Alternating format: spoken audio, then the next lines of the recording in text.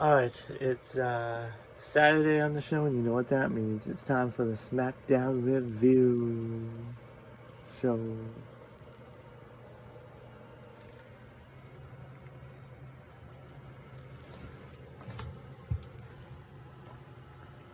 So, Jade Cargill opened up the show.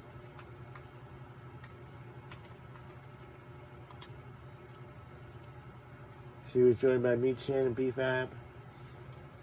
Jade said she's confused about how people act like she has something to prove. Parents told her to shut the F up, and then Rhea Ripley came out to a huge pop. Rhea spoke how Jade brags about being dominant, but in reality she uses people. Rhea said there's only two of them in the ring, and Ripley beat Cargill. Ripley reminded Cargill she beat her at WrestleMania, and this Sunday Ripley will beat her again. Ripley said that when the match is done, she'll be looking up to true champion, and then Charlotte Flair and Alexa Bliss made their entrance.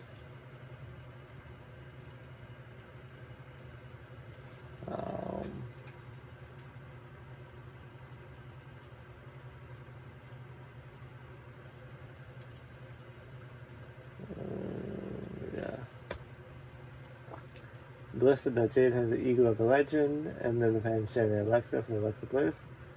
And then Bliss said Jade had a resume of a rookie, which is true.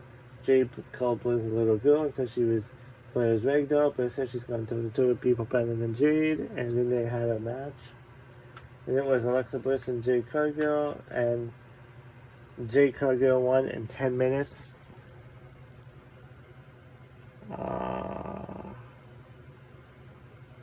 I don't know. I realize I'm trying to push people over, but I don't know. Alexa Bliss kind of deserved more from that.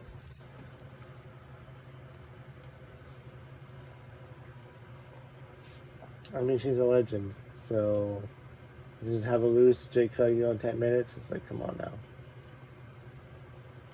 And then Cody Rhodes had a segment with Kathy Kelly.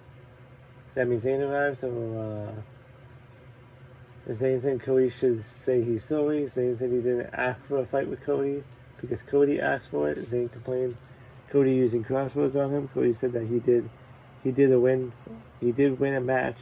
And Cody said Zayn walked away when Gunther was choking.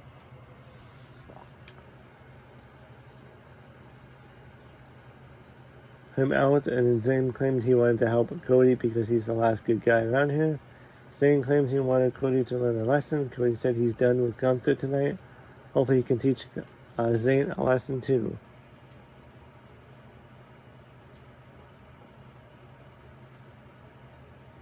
And then Nick Aldis was backstage talking to Danhausen, telling him he shouldn't be doing more experiments. Aldis told Danhausen to improve. So Danhausen left. The Miz walked up to Aldis saying he's not taking on Axiom without Kit Wilson there. Miz said Kit needs to learn from him so Kit can do a main event player. So Kit can be a main event player. And it was Miz versus Axiom, and Axiom won in 10 minutes because the lights flickered and the Miz got distracted and Axiom got the win. And it was Axiom's home country, so they put him over in his home country.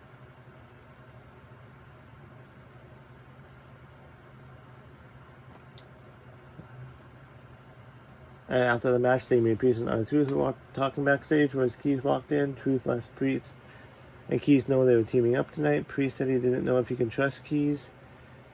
Truth fired up both guys to get them to agree to the tag team match. And Sami Zayn was backstage talking to Candice, whose husband Johnny Gargano was lying down on the side as usual. Zayn talked to Gargano, who was unresponsive as usual. Gargano argued with Zayn, and they agreed to a match.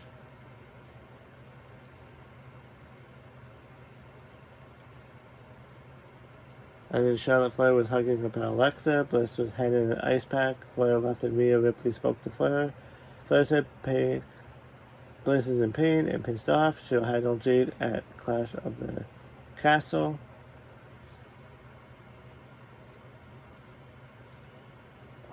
And then Flair said if you don't handle Jade, then Flair will. Next up, it was Damian Priest and Royce Keys versus MFTs. I think R-Truth is injured. And Tala Tonga and Tonga won. This match went 11 minutes. It was an okay tag team to put over Tala yet again, which happens nearly every week on the show. They keep giving him wins, but yet he's not in contention for any title or anything like that. MFTs just seem to be in a limbo. Nick Aldis walked up to The Miz and said he could sue Aldis. Miz complained about the lights flickering, and then Miz sold it and stumbled. And then Danhausen was in the room and flashing lights, and he sprayed this fire extinguisher into Miz's face. Miz sold it and stumbled out there. Aldis tried to see what human was under the sheet, but Danhausen told him not to touch it, which could be rumors that it could be Baron Corbin.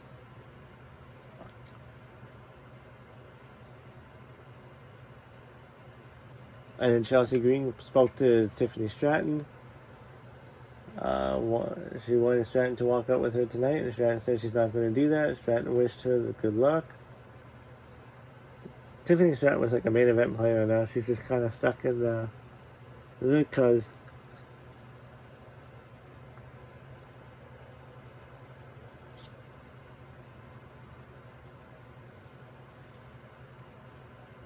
So next there was Matt Cardona versus Sami Zayn. This match went 11 minutes. Seems to be a theme here. 10 minutes, 10 minutes, 10 minutes, 11 minutes. 10, 10, 11, 11.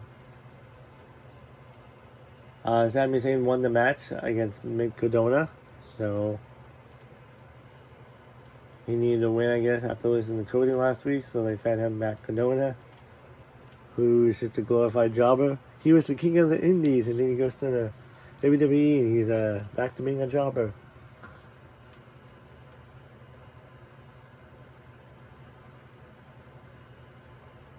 And then Trick Williams cut a promo.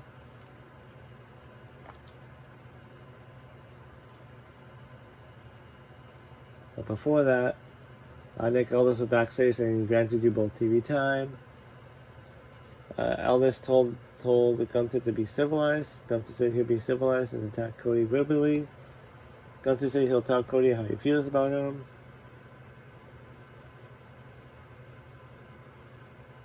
Trick claimed he was the sexiest and most entertaining superstar alive. Trick said he's been holding down the brand for quite some time. Trick talked about taking out The Miz and Kamala Hayes. Trick complained nobody has proved to themselves to be the future of the business like Trick.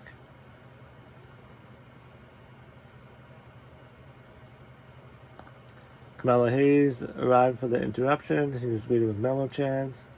Then Ricky Saints joined the promo party, since he's in a match against Mello. Ricky said nobody wants to see this because they want to see Ricky Saints. Ricky Saints, he's done with Mello. He's going after the U.S. title. So Kamala Hayes versus Ricky Saints. This match was 11 minutes again. And this match ended in a double countout. So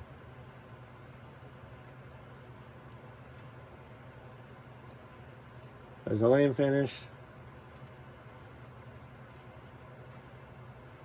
But I guess this will lead to the triple threat match for the U.S. title at some point.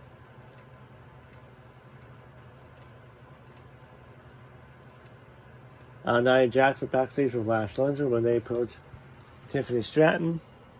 Jax said that Chelsea Green would learn not to mess with them, and Lash claimed it was only a matter of time until the U.S. title finds a new home.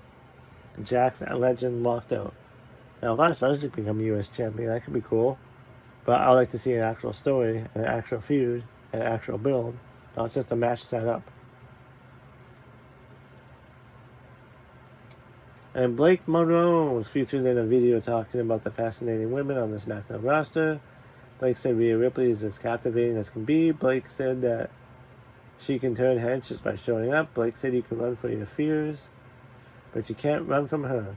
Blake claims she's the stuff of nightmare, but she dresses like a dream.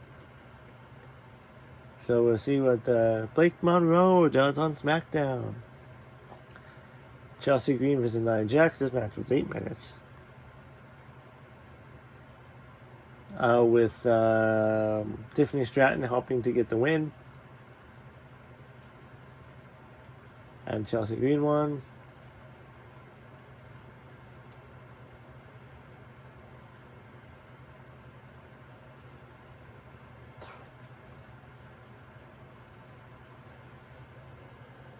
And then Brie and Paige were interviewed. And then they talked about how they're on the roll. JC Jane arrived with her fatal influence buddies. Jade declared she is in the Queen of the Ring. Ooh, I'm hoping she wins. Fallon Helen and Lenny Reed talked about how they were coming for those titles. Ooh, that could be good. And it was the Cody Rhodes and Gunther face-off. Cody said Gunther is a liar, while Cody talked about all things he did as WWE champion. Cody said that Gunther doesn't want a crowd that knows and sings every single word of his song.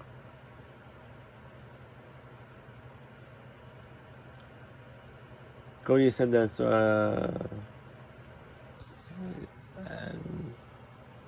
and Cody wants all those things. Cody said that otherwise he talked to a 330-pound version of himself at an indie show.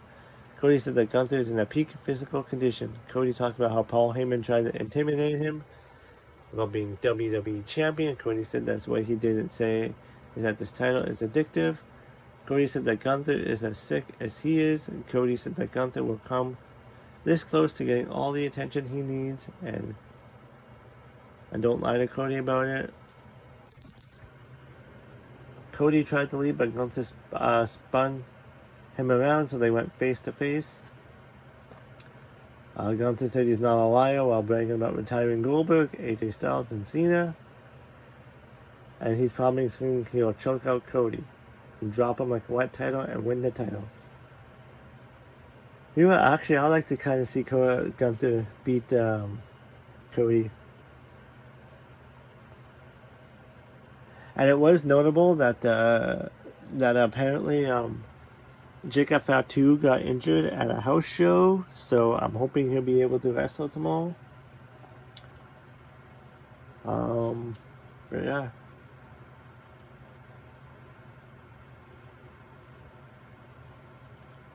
They got a 5-match card for this show, so. But yeah, that's the SmackDown review. Let me know what you think. I'll be doing a WWE Clash in Paris prediction show coming up, and then the top 5 will be tomorrow. Stay tuned, and then stay tuned. And then I'm not my usual location, so I'll try to get some gaming clips done. I did do an AEW Dynamite review. I just gotta make a clip of it, but I gotta do it at home. But until then, I'll see you in the next video. Bye.